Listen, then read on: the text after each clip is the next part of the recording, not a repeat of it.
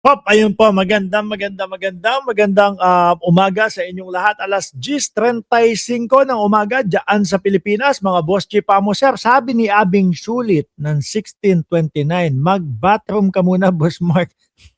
Ano ano akala nyo sa akin? Taihin? Ano akala nyo sa akin? Laging umeebak? Ano, bakit? Ba't yan yung ganyan agad yung mabubungaran ko na komento? Anyway, yung mga boss chief mo, sir, ito na naman po. Dito na naman tayo sa channel na hindi po nalilate, mga kababayan. At syempre, wala pong iba kundi sa Mark Ramos channel. At para naman po doon sa mga hindi pa nakasubscribe dito sa ating channel, ay dapat po pindutin nyo na yung subscribe button upang sa ganon kayo ay laging ino-notify ni YouTube pag nag-uumpisa na po tayo ng ating mga talakayan, mga bossing. At syempre, mabilis ang shoutout po doon sa mga kanina pa nandyan po, no? Nandyan si Abing Sulit na ang sabi mag-bathroom muna daw ako. Akala yata taihin ako. No, lagi umeebak. Sorry, doon sa mga nag-aalmusal at saka doon sa maagang mga nanananghalian. Ito kasing si Abing Sulit Nandiyan si Sir Chris Angel, nandiyan si BG Badjola, si Viola G. Nandiyan din po si sa taas. Si Shiro Kansaki, for sure, nandiyan na din. Si Tommy ng Cereza Force, si Sir Chris Angel, buong Cereza Force family. Nandiyan si Ma'am Delia Rosario, si Ma'am Chris Rose, although hindi ko pa nakikita yung pangalan niya, pero for sure, mamaya lang din, nandiyan na po yan. Sino pa? Si Tommy, si Ma'am Delia. Okay, game, umpisahan na ho natin ito, mga kababayan, at madami-dami ang topic natin sa araw na ito. Ting-ting, ayun, nakita ko. Ting-ting Ortega, nandiyan din po, di ba? Si Corazon Ramos, nandiyan din po. Halos ilan yung topic natin ngayon? 1, 2, 3, 4, 5, 6, 7, 8, 9, 10, 11. Ang dami. Pero umpisahan muna natin, mga bossing chipamo, sir. Dito po sa mga DDS. Ano po? Ito. Nako. Bakit ganun? Ang DDS, kahit saan natin makita, kahit saan po natin maispatan, laging palaaway ho. Laging may kaaway. Tingnan nyo, mga bosses. Anong problema? Pinapalayas nila yung mga media ho, mga bossing. Gusto yata nila, sila na po ang pumalit doon sa media.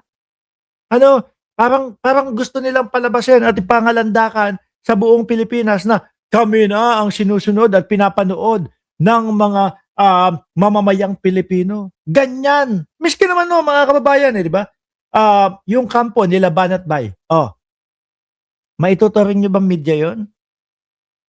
Yung galawan at kilusan po ba? Nung ano nila doon? Ano title nila doon? Box Bobole. Tama ba? Di ba?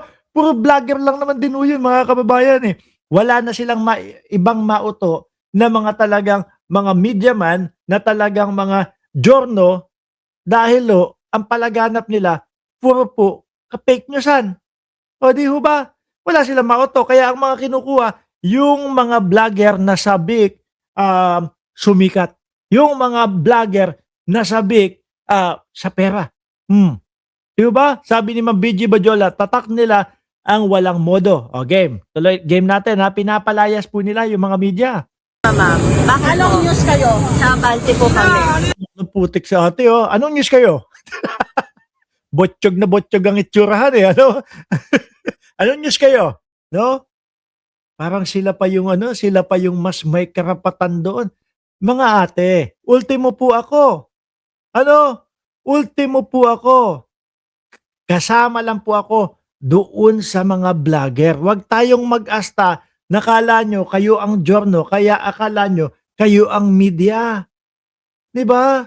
Huwag. Dahil ang mga media, yung mga giorno na yan, yung mga newscaster na yan, pinag-aralan nilang matagal yan. No? 4 na taon o higit pa ang pag-aaral na ginawa nila dyan. Tapos bigla lang tayong dadating. Journalist na tayo. Bigla lang tayong dadating. Mamamahayag na tayo. Hindi. Igalang naman natin sila. Tayo po, mga kababayan, dito sa channel na Mark Ramos, lagi ko pong sinasabi sa inyo, mataas po ang pagtingin natin doon sa mga tunay na mga journalist. No? Yan po yung talagang mga sumusugod. May barilan, sugod. Ako, pag Hindi, sa gilid lang ako, sa gilid lang ako. Hindi ko pa nagagawa din yun, mga kababayan. Ano po, kaya lagi nating ibibigay yung respeto sa mga totoong mamamahayag. Tayo, okay na tayo. Yung nandito, yung balita nila, binibigyan natin ng reaksyon. Pero yung sasabihin mo, paalisin pa ni ate. Tingnan nyo ha, aawayin pa po nila yan, mga kababayan. Huwag kayong masyadong ano dito, ma'am. Kami na lang ang ano dito. Ano po? Ito nyo, huwag kayo masyadong ano dito, kami na lang ano dito. Gunggong eh, no? Oh. Maraming mainstream media, ma'am, na ang ini-edit at mali-mali ang mga ginagawa. Anong ano kayo? News? Abante po. Po? Yung Abante. Abante, ang tagal na ho yan. Kahit tabloid ho yan, mga kababayan eh. Bata pa lang ako, Abante na yan. Naghahatid na po ng balita yan. Lalo na sa mga dyaryo, di ba? Abante. Pasensya na kayo, ma'am. Kasi sa ginagawa sa amin, sa bawat karapatan, Nakasali ka naman dyan. Ang ginagawa sa amin, akala mo DDS Senator eh, no? hindi nilalabas ang tunay na nangyari dito. Babaguhin naman. Ma'am, sabi po kasi nakaka-istorbo daw kayo dito. Ano Na real talk. Ano, nasabihan pa. Ma'am, sabi po, nakaka-istorbo po kayo dito. Diyan na po magwawala at magagalit si ate. nakakadisturbo? Lumalaban ba sa iyong lahi? Nakakadisturbo?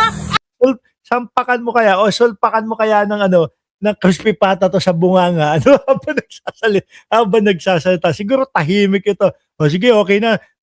Kakain na lang ako. Magpapahayag sa karapatan ng bansa na to, nakakadisturbo? Sino ang nakakadisturbo? Yung mga magnanakaw! Putang ina, pagka ito, mga kababayan, eh biglang inatake sa puso, kasalanan pa nung Abante. Di ba? Uy, nandyan na yung alaga ko, ayaw magpaalaga, o. Di ba? Pag ito, bigla hong tumimbwang mga kababayan at biglang inatake sa puso, kasalanan nung Abante. Sasabi, kasi ginagalit nyo si ate eh. Pero wala naman po silang karapatan doon. O, tapos palalayasin pa yung media. Sabi ni Tina B, yan tukin ko yan eh. Na hanggang ngayon, hindi pinapakulong! Yung nakakadisturbo, ikaw media ka! Maglabas ka ng tunay na nangyari sa bansa! Ha? Huwag ka magsalita na nakakadisturbo! Ang nakakadisturbo! Ang hirap ng kalagayan nitong mga vlogger na to, ano? Samantalang tayo dito, pulang tayo, reaction tayo, hindi tayo nakaka-istorbo, hindi tayo nasasabihan na nakaka-istorbo siya eh, labas litid, oh. Labas po yung ugat dito sa lalamunan, oh. May mainstream media, pero hindi nila labas ang tunay na nangyayari sa bansa! Bakit galit na galit sila sa mainstream media ho, mga kababayan? No? Galit na galit sila. Yung mga mainstream media, yan talaga malalaking mga network ko yan na talagang kumbaga, hindi nila hahayaan. Hindi nila hahayaan na mabahiran sila. Na sinasabi, na binabi, or whatever. Si mana pala kay Rodante Marcoleta, itong mga ito. Kaya naman pala ganun. Ngayon, naiintindihan na po natin. Ang nakakadisturbo! Lahat po kino-cover natin. Pero ano po, bakit po ayaw niyo pa rin siya? Bakit hindi mo tanongin ang sarili mo? Kaliwat ka na ng Aray ko po. Pinapalaya si mga media ni ate. Oh. nakawan ng kaban ng bayan! Di ba alam yan? Naiintindihan niyo. Nakakadisturbo ba ang nagsasalita ng malayang pamamahayag? Nakakadisturbo ba? Pero hindi po kayo aalis dito. Hindi po kayo aalis dito. Hindi kayo aalis dito. Mali kayo. Mali yung tanong mo. Putik. Hindi, sinabi lang nakakadisturbo daw kayo dito. Sinabi sa kanila yun. Di ba Ma'am Nenita Umali? At Tina B, basta DDS, talagang kadiri at salot. Huwag mo na kami tanongin! Tanongin mo sarili mo! Pero hindi po kayo aalis Paano dito. ng bansa natin? Paano po yun, no? Inaano na yan ngayon. Hindi! Wala akong pakialam! Ang tanong ko, paano pinaglalaban ng bansa natin? Pero hindi po kayo aalis dito. Nakakadisturbo! Mali na yung tanong mo! Mali yun. Hindi kanya tinatanong. Nakakaistorbo daw talaga kayo dyan. Kung sa bagay mga kababayan, kahit sa naman pumapunta itong mga DDS, istorbo, salot, at kumbaga, kalat lang po ito sa ating bansa mga bossing. Dapat nga dyan, kung sakali po na may biglang mag-low tide, biglang mag-low tide, tapos biglang may umusbong na bagong ano tawag doon, bagong pulo o bagong isla, ipadala na lang doon lahat ng DDS. Total naman, ang mga bukang bibig ng mga DDS, ihiwalay sila. Ihiwalay na kaya yung mga yan?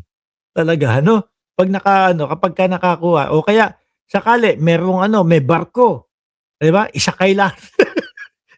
Isakay lahat yan. Sama-sama sila. Magkakaugali ho sila, mga boss chief amo, sir.